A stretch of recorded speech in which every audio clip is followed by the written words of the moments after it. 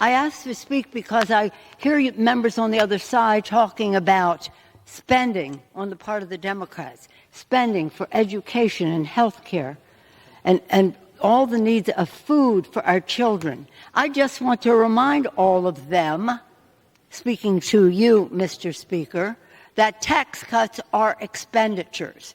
They're the biggest spending in this bill, to the tune of $5 trillion. $5 trillion added to the national debt to give tax cuts to the wealthiest people in the country at the expense of feeding our children, health care for our people, and the education of our children. And nothing brings more money to the Treasury than the education of the American people, from early childhood to lifetime learning and every phase of it in between.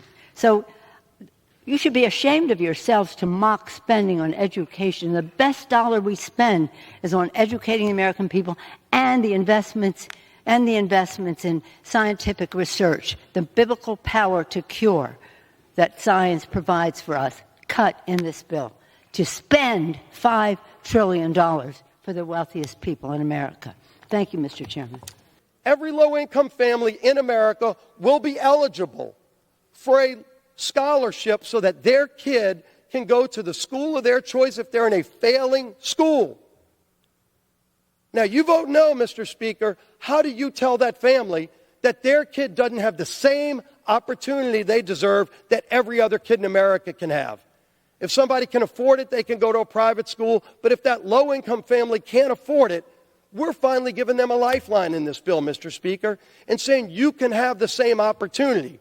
But a no vote says that you don't think that that parent deserves the same opportunity? And then you hide behind billionaires. There's going to be no hiding, Mr. Speaker. We all know when this board lights up what the consequences are. And why do we say there's going to be a golden era in this country? We're securing our border in this bill, too. We're opening up American energy in this bill.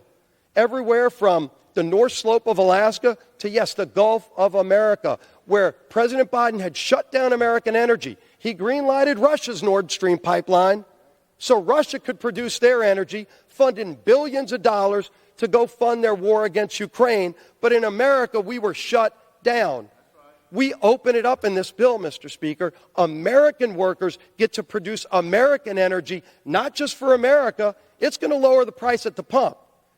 Again, you're a middle-income family. The billionaire doesn't care what the cost of gasoline is. You know who does? That waitress making $32,000 a year saves that tip money. Maybe she can go on a trip and get in her car and drive and afford the gasoline now because we'll be producing more. We actually have lease sales in this bill for once, so we can produce energy in America. We have great natural resources. We just had them shut down for 4 years by an administration that said no to American energy, said yes to other countries' energy. Iran was able to sell their oil on world markets thanks to the previous administration. That party's over. And when America starts producing more energy, not only does it help lower the price for families here in America, not only does it create great jobs here in America, but all the bad guys around the world, Russia, Iran, Venezuela, you name your country, they're not going to have a cartel-like exclusive license on global energy anymore because America's going to be back in the game. Let's get this country back in the game. Let's get this country back on track. Let's actually promote opportunity in the American dream again for anybody who wants it. You want to work? There's going to be more opportunity than you've ever had before. If you're disabled on Medicaid, right now you've been crowded out of those programs by people turning down work. Able-bodied people, 35-year-olds sitting at home playing video games. They're going to now have to go get a job. That's right. And by the way, that's a good thing for them. Their mom doesn't want them sitting in the basement playing video games anyway. But now it no longer will be crowding out Medicaid for the truly needy people who deserve it. The disabled people will not be getting crowded out of those programs by people who can actually go get a job, and there are going to be a lot of great jobs, Mr. Speaker, a lot of great jobs in this country. America's coming back.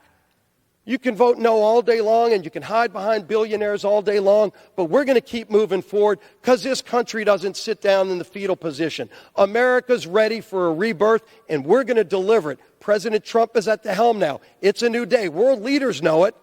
The bad guys know it around the world. But you know what? Those hardworking families who have been waiting for this relief for a long, long time are finally going to realize help is on the way because Republicans in Congress, any Democrats that want to join, Mr. Speaker, are free to, but they're bragging that they don't want to be a part of this.